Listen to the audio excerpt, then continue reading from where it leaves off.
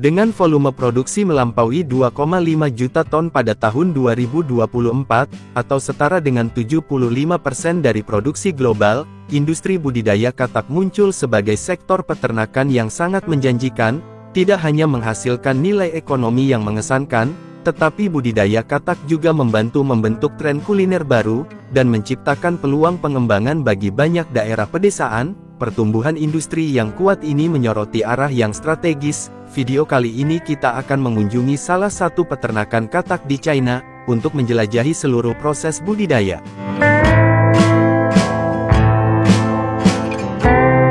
Di peternakan khusus, ribuan katak dibesarkan di lingkungan tertutup, dengan kontrol suhu yang ketat, kelembaban dan kualitas air.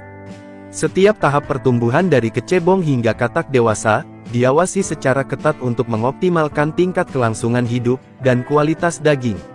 Tujuannya bukan hanya pembiakan skala besar, tetapi juga untuk memastikan perawatan yang cermat, agar untuk menghasilkan sumber makanan yang bersih dan aman.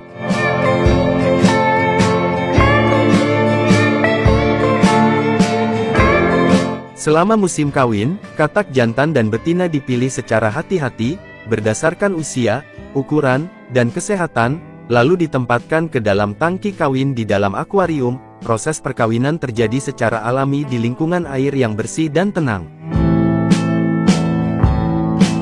Setelah perkawinan berhasil, induk katak disingkirkan dari tangki pembiakan, dan ditempatkan di kandang terpisah, untuk mencegah gangguan atau pemangsaan telur. Pada tahap awal setelah menetas, kecebong dipindahkan ke tangki pemeliharaan terpisah, di mana kondisi air dijaga secara konsisten, stabil baik siang maupun malam.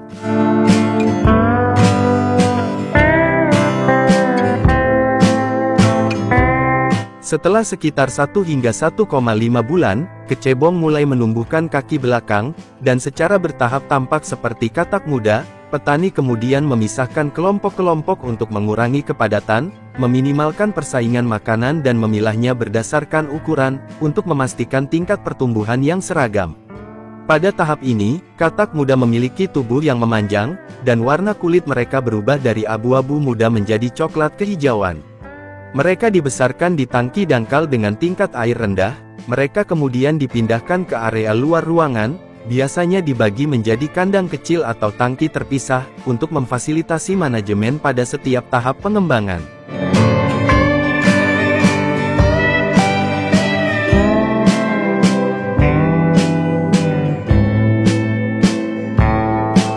Tangki pemeliharaan ini biasanya dilapisi dengan lembaran plastik tahan lama, untuk menahan air, mencegah kebocoran dan memudahkan pembersihan, serta penggantian air secara teratur. Di atas setiap tangki, petani merentangkan jaring plastik atau jaring nilon khusus, untuk membuat kanopi yang mencegah katak melompat keluar, dan melindunginya dari burung pemangsa, sekaligus mengatur jumlah sinar matahari langsung yang mencapai air. Katak biasanya diberi makan 2 hingga 3 kali sehari, dengan pelet komersial yang disiapkan yang mengandung vitamin esensial, protein dan mineral. Untuk menjamin nutrisi yang optimal, petani juga melengkapi makanan mereka dengan serangga, dan pakan hidup kaya protein lainnya. Kombinasi ini tidak hanya meningkatkan kecepatan dan pertumbuhan yang sehat, tetapi juga membantu mengurangi perilaku kanibalisme, yang disebabkan oleh kekurangan gizi, atau persaingan makanan.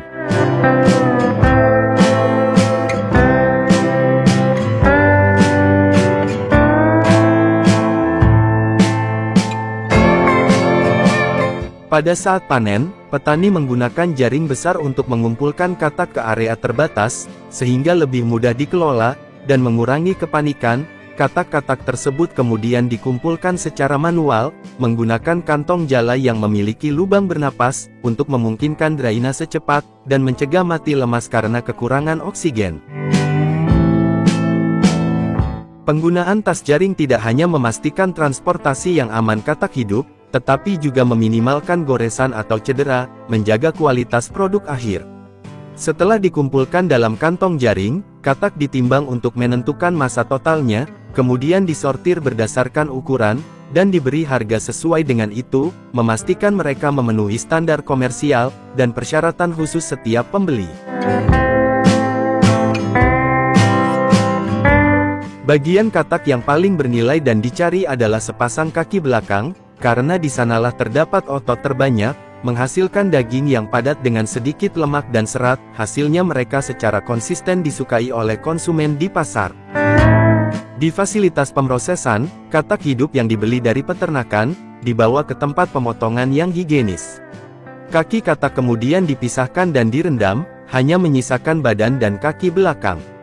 Kaki yang sudah dibersihkan dikirim ke area sortir, di mana potongan-potongan yang memenuhi standar ukuran yang dibutuhkan, dan kesegaran dikemas dalam nampan atau tas, kemudian segera divakum atau dibekukan dengan cepat untuk menjaga kualitasnya. Katak telah lama menjadi bahan yang dikenal dalam dunia kuliner, menawarkan berbagai metode memasak, dan kemampuan untuk dipasangkan dengan lusinan rempah-rempah, dan bahan yang berbeda.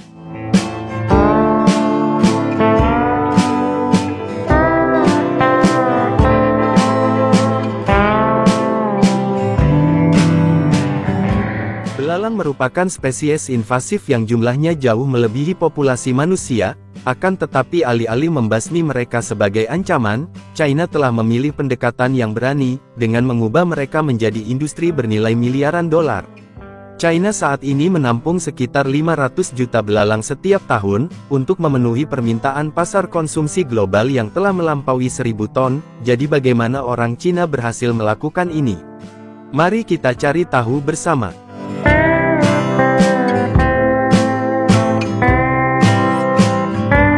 Di China, budidaya belalang sudah menjadi industri peternakan skala besar, dengan proses yang dikontrol ketat, mulai dari penetasan dan pembiakan.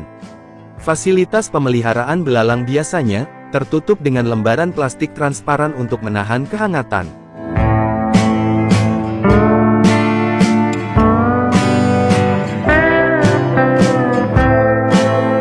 Sebelum melepaskan belalang muda, petani akan merenovasi dan membersihkan kandang pemeliharaan, lalu membaginya ke dalam beberapa kompartemen. Mereka melapisi lantai dengan jerami kering untuk menahan kehangatan, dan ditaburi tepung jagung untuk membantu pencernaan, meningkatkan tingkat kelangsungan hidup, dan merangsang pertumbuhan sejak hari pertama. Setelah dilepaskan ke kandang, belalang dipantau dan secara selektif dibiarkan kawin secara alami. Setelah sekitar 30 hingga 35 hari belalang dewasa mulai bereproduksi, dengan betina menggunakan ovositornya untuk menggali lubang di tanah untuk bertelur. Proses reproduksi dan inkubasi telur dikontrol ketat oleh para peternak, dan telur kemudian didistribusikan secara merata ke dalam kandang terpisah, untuk memastikan kondisi pemeliharaan yang stabil, pertumbuhan yang seragam, dan tingkat perkembangan yang optimal. Belalang muda menetas setelah sekitar 10 atau 12 hari inkubasi. Awalnya, mereka memiliki tubuh kecil dan lunak, berwarna terang, dan tidak bersayap. Mereka diberi makan rumput segar, yang merupakan sumber makanan utama mereka, membantu pencernaan, menjaga kelembaban tubuh, dan mendorong pertumbuhan yang cepat.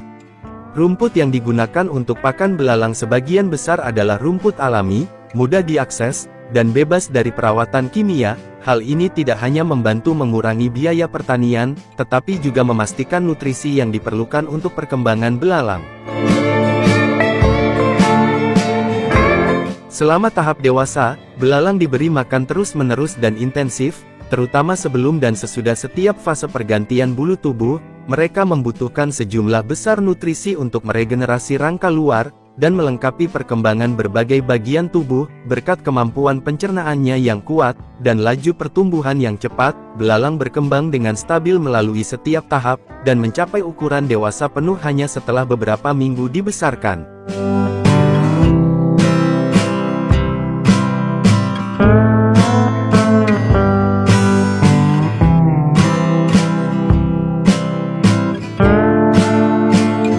Saat belalang dewasa, dan mulai melompat dan terbang secara aktif, petani menggantung jaring halus di dalam kandang, untuk menyediakan ruang bertengger. Jaring-jaring ini tidak hanya menawarkan tempat istirahat, untuk mengurangi kelelahan, dan mencegah tabrakan dengan dinding kandang, tetapi juga membantu meminimalkan kepadatan, menurunkan tingkat cedera, dan meningkatkan kinerja reproduksi.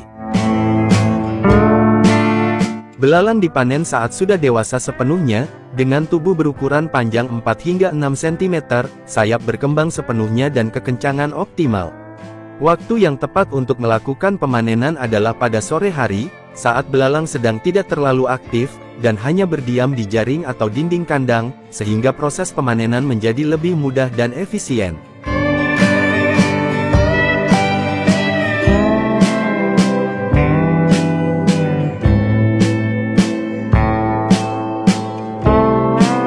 Setelah dipanen, belalang direndam dalam air oleh petani, untuk menghilangkan debu dan melembutkan tubuh mereka, menyebabkan mereka kehilangan refleksnya, dan mempermudah penanganannya. Kemudian mereka ditempatkan ke dalam drum berputar, untuk dicuci secara menyeluruh, diikuti dengan perebusan cepat untuk mensterilkan, dan menghilangkan bau menyengat yang menjadi ciri khasnya.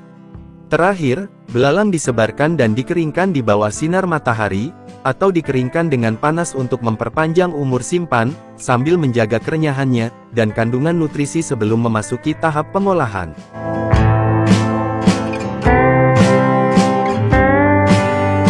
Di China dan banyak negara Asia Tenggara, belalang tidak hanya dibudidayakan sebagai makanan, tetapi juga menjadi bahan utama dalam berbagai hidangan khas mereka, dipersiapkan dengan berbagai cara, digoreng, ditumis dengan daun jeruk, dibumbui atau dipanggang, dengan garam disesuaikan dengan selera lokal dan gaya kuliner tradisional. Pernah dianggap sebagai hama pertanian, belalang secara bertahap membangun tempat mereka, dalam rantai nilai makanan baru kaya protein dan ramah lingkungan.